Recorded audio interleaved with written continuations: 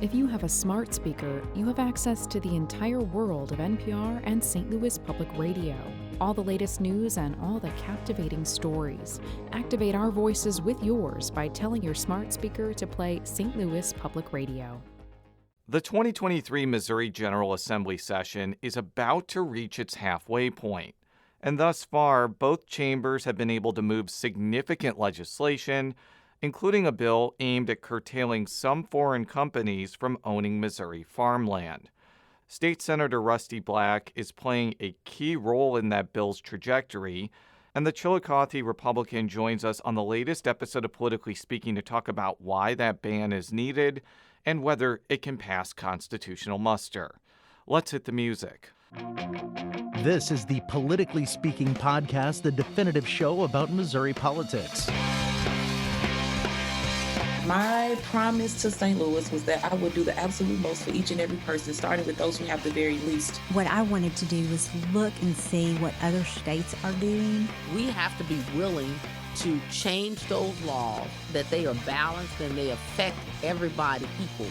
As somebody that grew up in the St. Louis area in North St. Louis County, I didn't know any lawyers growing up. We got to find long-term solutions to make government better, but also to be able to provide services to people. I don't want to leave that federal money that we've been leaving all these years on the table. We need to be spending this money to take care of Missourians. I thought we accomplished a lot this year, but a lot more needs to be done.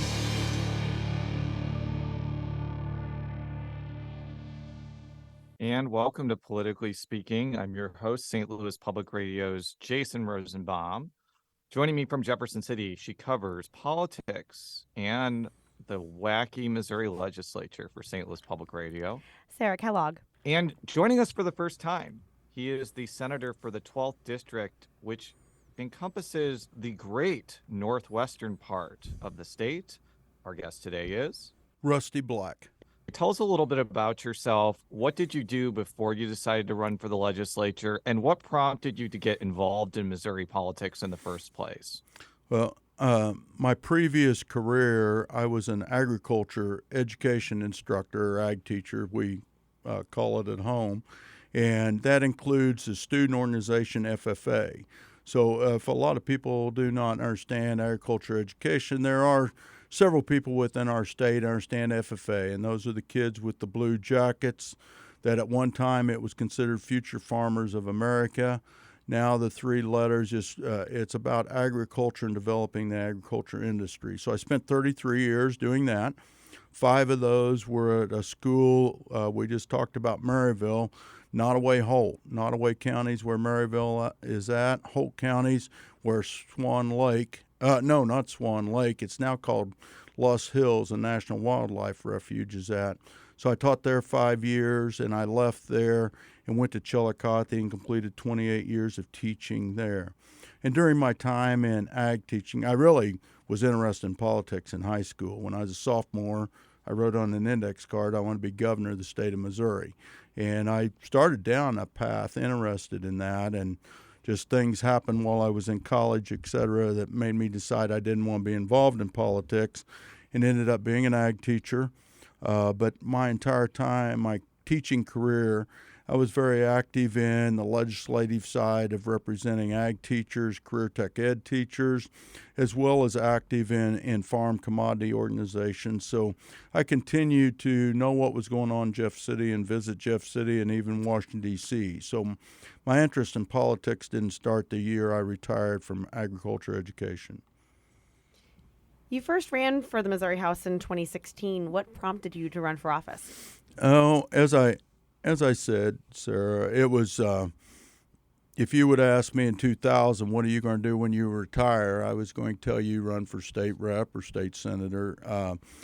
And I was active within party politics, for sure the last 15 years, 10 years of my life, quite a bit, or 10 years at that time, because my kids were getting out of school, et cetera, and that gave my wife and I more opportunity to participate in things. So 2016, the person that I replaced was term limiting out. We were good friends. Other people were considering running for that race, and I made sure that it was public knowledge that I was going to run in September of 2015.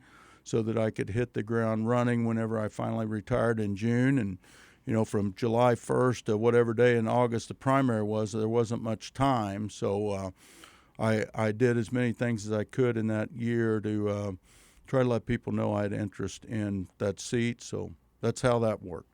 And your trajectory, actually, Jason, do you want to ask this one as the redistricting guru? Yeah, I found your trajectory to the Senate really interesting because it wasn't known that Livingston County was going to be part of the 12th district until the appellate judges put it there. So if I'm not mistaken, you and Representative McGaugh had actually both filed for the House, even though I don't think you had any real desire to run against each other. Was it pretty nerve-wracking waiting for those crazy judges to finally decide where your home county would be placed? Well, this may not sound right for a politician to say, Jason, but no, my nerves weren't racked. I mean, things were going to happen. God was going to let things happen the way that they were going to happen, and I just had to float along with that until changes happen, until the maps come out.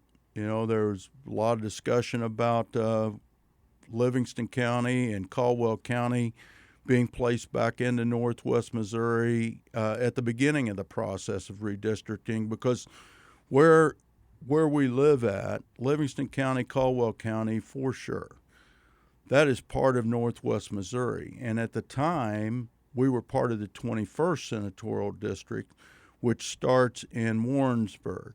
And there's not anything wrong with Johnson County and Warrensburg as a community, but that's certainly not where we trade, where our kids go to school at, where we travel to. And the counties of Livingston and Caldwell County historically have been placed in the northern tier of Senate districts for years and years. So I always thought that opportunity was there, but I couldn't guarantee it. And I'm one of those people that can make decisions and turn around and go to sleep at night. And that was also that decision that whatever would happen would happen. And if I ended up having to run against Peggy or we had to run against each other, there'd probably be both of us sit down and decide what was going to happen. And more than likely, we both wouldn't have been on the ballot at the very end. But it did work out, and you are in the Senate. That is true. And what has your impression been of the Senate so far? I have really enjoyed it as I listened to some of these podcasts this weekend, and as people discuss what's went on in the Senate the last couple years, and it's really been probably somewhat of a different Senate, longer than 2 years. And some people that I'm friends with, a senator named Sidney Johnson passed away just recently that represented the 34th district and was one of my constituents in this new 12th district. Term limits, the things that have went on has caused a continual change of the traditional bodies in the legislature because of that. And part of those changes, some of us probably like. There may be things that people don't think somebody needs to serve 20, 25 years, 30 years as a representative senator, but some of that also causes more chaos when you don't have that kind of leadership. Going back to my ag teaching days, those first 2 or 3 years you teach in a new place, it's hopefully you're controlling the chaos.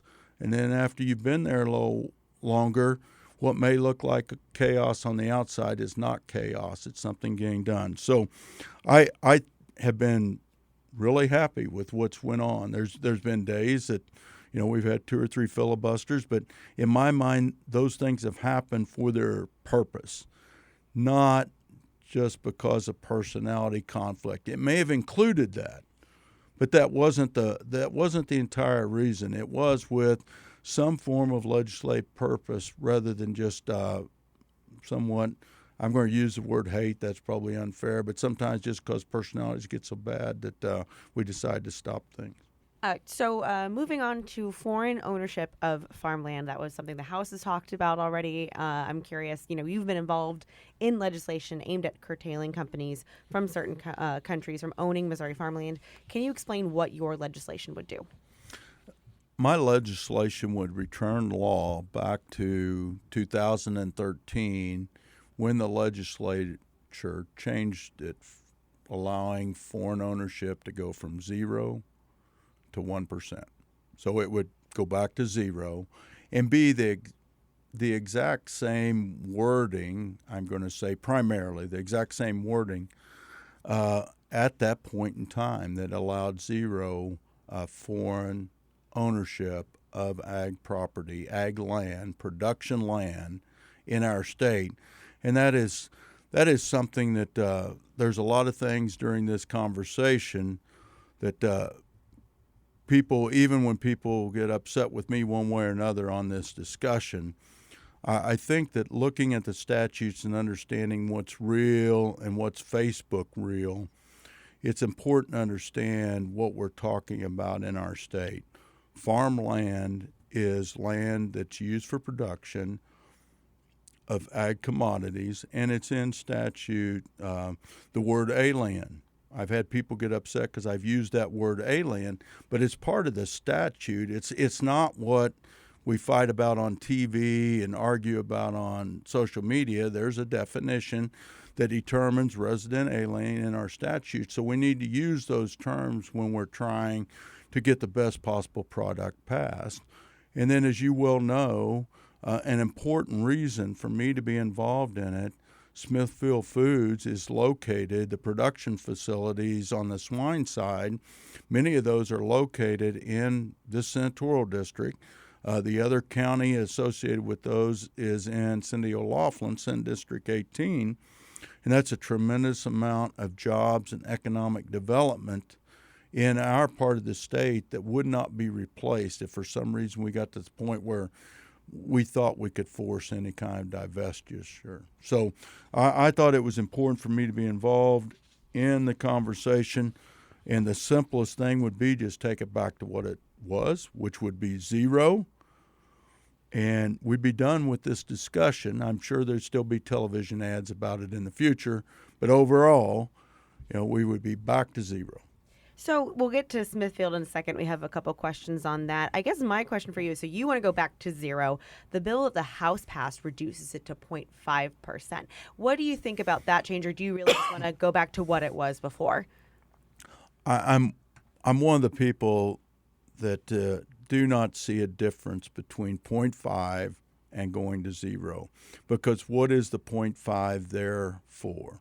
Some people say, well, it's to protect multinational companies that are involved in agriculture, for them to be able to do production practices, to be able to do research and development. Well, for me, those companies, including corporations that are in my district, are already protected in statute to be able to do those items. If they're doing research and development, they certainly can do that today in our state and not be at fault at all within the statutes. So that's why 0.5%, let's just go back to zero and be done with this topic and move on. As to why this is a topic now, I know that Senator Doug Beck last week at the end, he's been trying to do bills like this for years. Have you filed legislation like this before, or have you? Is this an issue? Okay. No, I haven't. So he I guess the question is, do you think this is getting a lot of attention lately because of the series of ads that then Democratic candidate Trudy Bush Valentine ran against Eric Schmidt on this issue? I want to say, Sarah, if we wouldn't have had the last few things, a balloon going across the United States, okay, and other things going on with our relationship with China, and we could just go back and you asked me that question in August, or maybe at the general election, I would say, yeah, Sarah, I don't know whether I ought to say it, but 89% of this is based around politics, because people running campaigns used it both ways on any side. So that's what it was. But now I do think that maybe the reason why it's got foothold and there might be a better chance of getting something done is because of the continual things that we see by certain countries out there that we want to protect our interests. I really don't believe, I know Doug and I were friends, we discussed this when we were in the House. He sees it as a much major food security issue. I'm not saying that that's not. It certainly is something to be concerned about. But overall, like anything, if it's produced here, our federal government can decide for national security reasons nothing's leaving, period. So if it ever got to that point, that'd be true. From the agriculture standpoint, I need people to understand this. There is one thing that is positive about trade with China, and that's agriculture. And if we are the part of the United States of America, agriculture, that has a positive impact on trade with China, which means we send a lot more food and product there than any kind of agriculture product coming back. So they end up being an important consumer for agriculture products, not only in our state, but throughout our nation. If your bill passed, it would probably grandfather in a company like Smithfield so they wouldn't have to divest or sell their properties, but they wouldn't be able to expand beyond what they have now. Is that accurate, first of all? 100% accurate. Now, the lawyers have told me that's what it's going to do. That's what I asked for it to do. So, Jason, I better say that. We can always go to court and make something different, right? I saw in the House that the countries that are in the bill are countries like China and Russia and Iran. Is there any reason why it's just those countries and not like any foreign country from owning Missouri farmland? The discussions I've been around that those countries that you're talking about are national security issues is what it is, more than food security issues. And that's why those bad actors, as I continually hear, the people that we think are the greatest threat upon America, the state of Missouri, why they are labeled that way. And in most cases, if I remember, I believe the bill that come over puts together a committee that can look at that list at any one given time and add people and take people off of that list as well. So that is the purpose of that. And the farmland portion of that is also adds the idea of food security and not wanting those countries or companies representing those countries to have any kind of a base to work out of, to make things, I'm going to use the word hidden, or to be able to put stuff out that and hide it somewhere in our state to be able to work out of. We'll be right back after this quick break with Senator Rusty Black.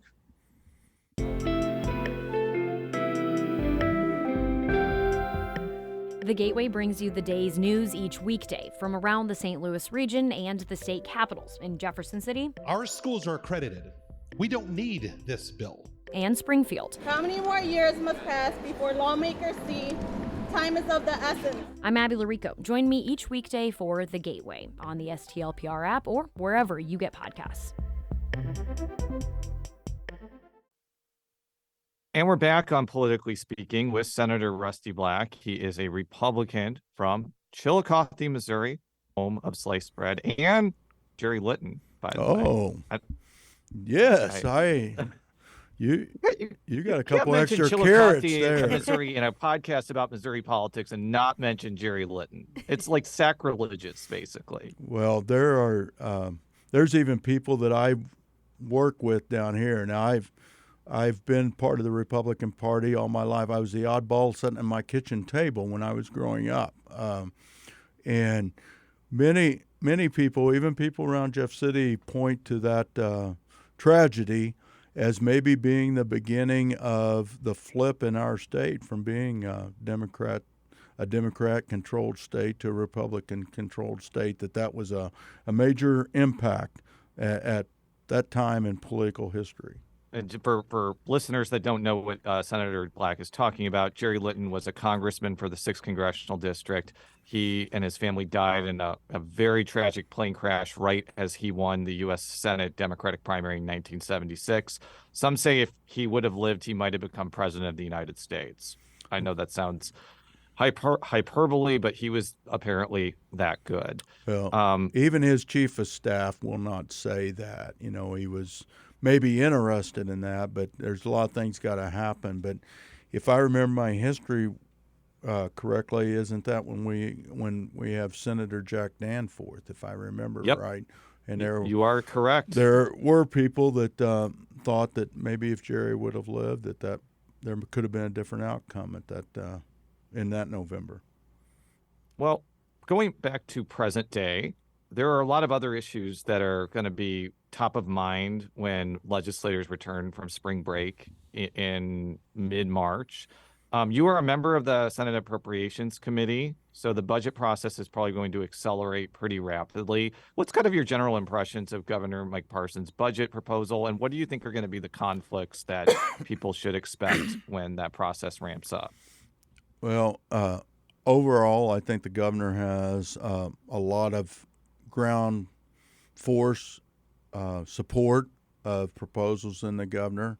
As being a member of the Budget Committee on the House side, now Appropriation side, normally each one of us have our own ideas that we think that maybe money can be used better at here or there, and still try to keep some in the bank for when times do get bad in our state. Hopefully not in the near future, but I'm sure we will have rough times. So I think overall support's good.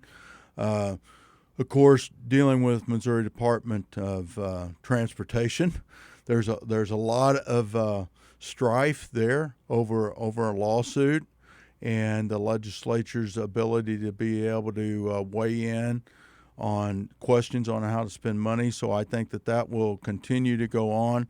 Anytime we talk about social services, that's going to be something, and it's trying to get. Sometimes people look at it as it's based out of the wrong thing. I don't think it is. I think it's based out of trying to spend state taxpayer money and try to help people as best we can. And what the discussion normally is, some of us believe that there's other ways to do it than what other people believe it ought to happen. So those debates happen around that. All the money being put out there to deal with child care it's an awful lot, Jason, and trying to absorb all that, especially if you're not somebody that's been in that space at all, is hard to understand. Why are we doing tax credits for this? Why are we giving out subsidies? People are working, etc. Trying to muddle through that and end up with the best outcome is going to be important. And I feel like I'm lucky. I have a wife that's associated with that space. After she retired from teaching, she ended up working with an after-school club, is what a lot of people consider or understand that language, and knowing how those are used and the value of those for employees to keep kids, some kind of supervision with kids that seems like we need more today maybe than when I grew up, but it's important, the value that has for the business industry and our state of Missouri and families. You mentioned transportation. Arguably, one of the biggest, if not the biggest aspect of Governor Parson's State of the State address was allocating close to $900 million to widen parts of I-70. As someone who represents a part of that state that does not include that highway, what do you think of this plan? Well, Sarah, the knee-jerk reaction is I'd rather that money to be in northwest Missouri. We have what we called lettered routes. I think what other people call that nobody drives on them, so why do we fix them? Roads. We would certainly be able to use that money and maybe get through all of it and not have all those roads fixed. So as we look at our state transportation system, though, I think I also should have the reality I-70 is important. I-70 is important to Maryville. I-70 is important to Joplin. I-70, you can be a long ways away from there, and I-70 is an important road in our state, moving agricultural products from one side to the other. So that being said, I understand there's going to have to be something done with I-70, and if we don't start on it, I think that's going to make it that much harder for the 12th Senatorial District to be able to receive support and love up on our roads. Now, I don't want to be forgotten during this process, but I also understand we have a fairly new prison in our city. And I remember to be able to do that, there were other facilities in the state, and it wasn't a prison, but another facility that had to be done first before that could even be a thought. So I look at I-70 that way, and maybe if they get it fixed, I'll start driving on it, because right now I stay the heck off of it. I do the St. Louis to I live in Columbia, so I do that a lot, and I'm like, okay, how many trucks can I count by on my way? Well, my wife today, she may be on it now. She's visiting her father in a hospital in Kansas City, and she's got to sleep in, I think she's sleeping in St. Charles tonight in a hotel. So she's going to take one road, and I know her. She's not going to be happy about the drive.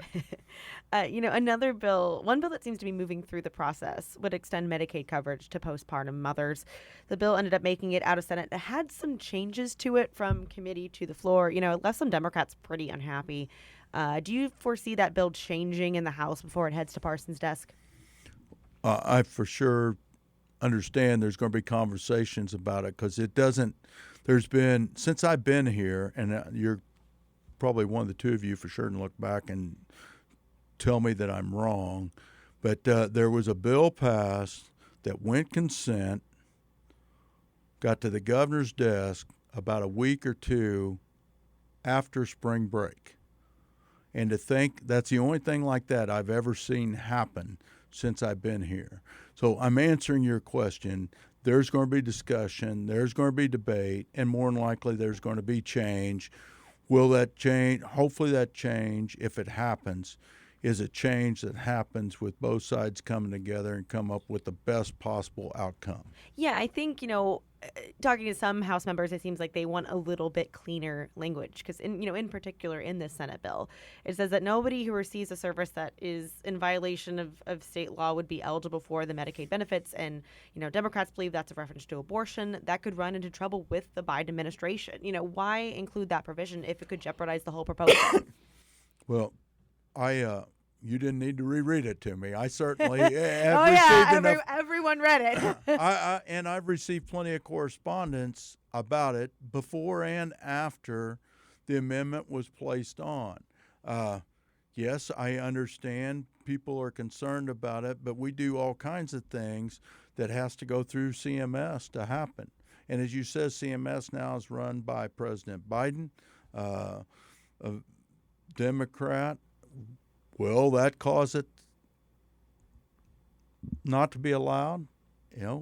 My hope would be no, because when we do stuff like this, whether it's this amendment or anything else, and then somebody at the next level makes a decision not to do something, they think they're punishing Rusty Black. They're not. They're punishing a bunch of kids, babies, and mothers.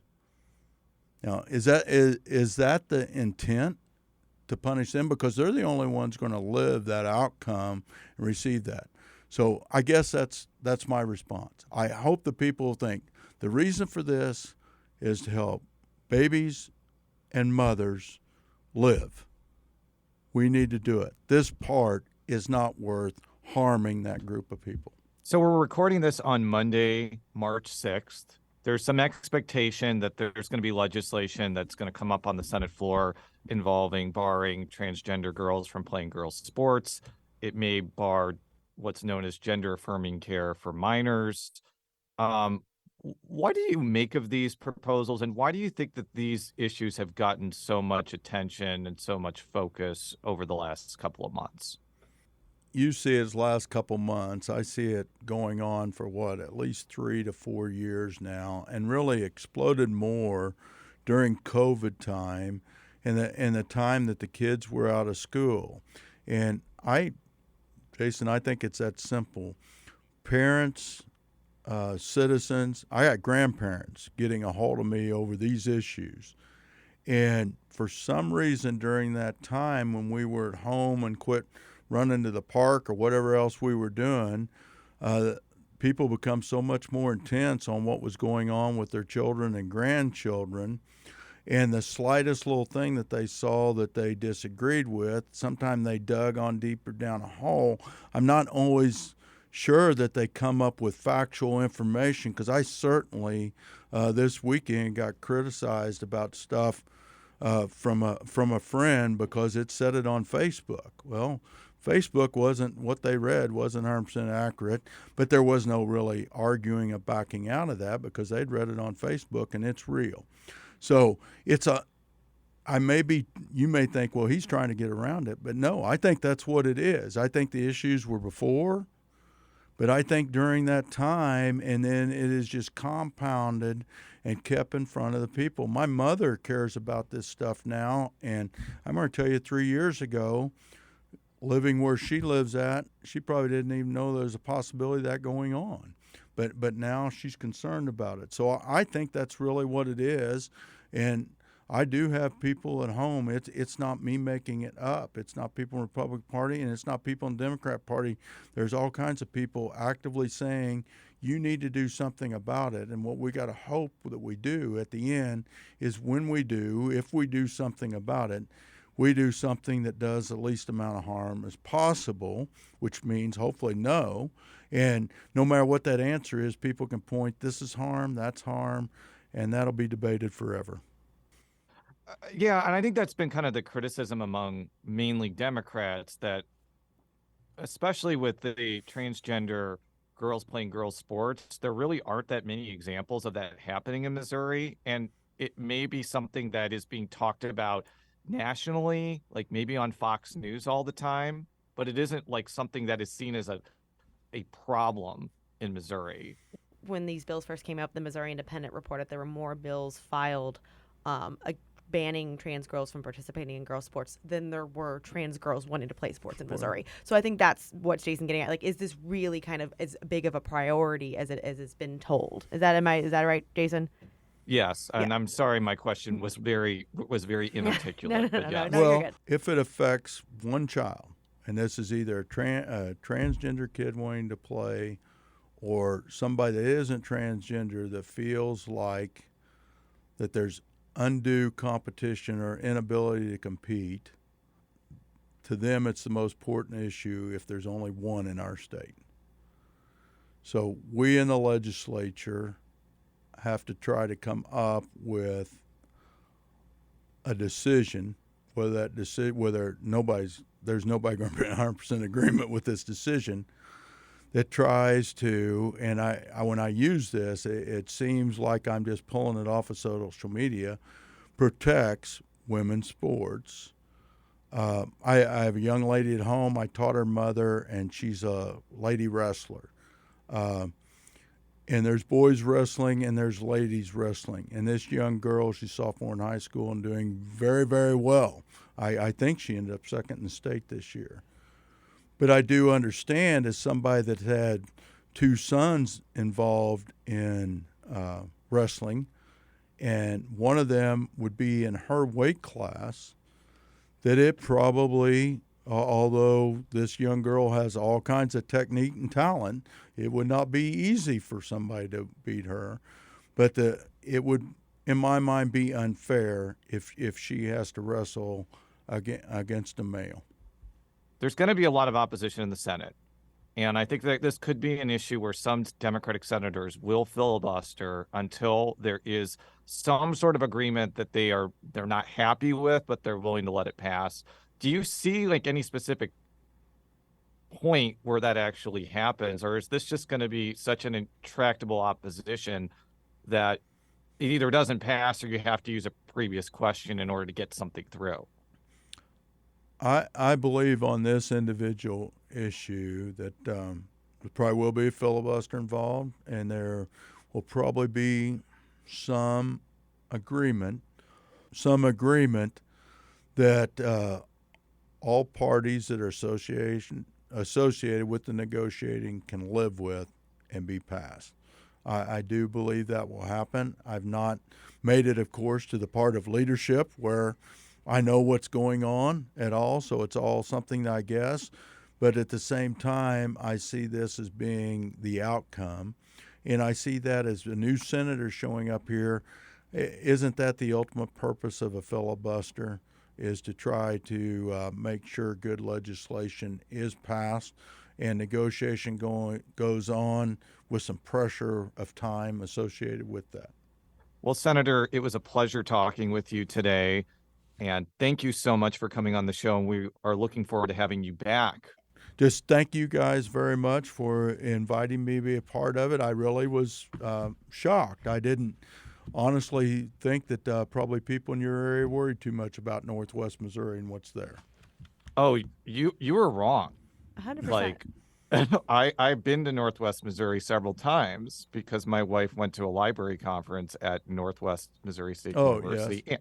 And they have some of the best sports teams in the state, too. Well, And we had your predecessor on enough on the show, too. We try to get a lot of the senators my on, predecessor was appropriations chair. I'm not. There is a difference with that title. Aspiration. I'll talk to you in like 4 years then. You'll get a Okay. All right.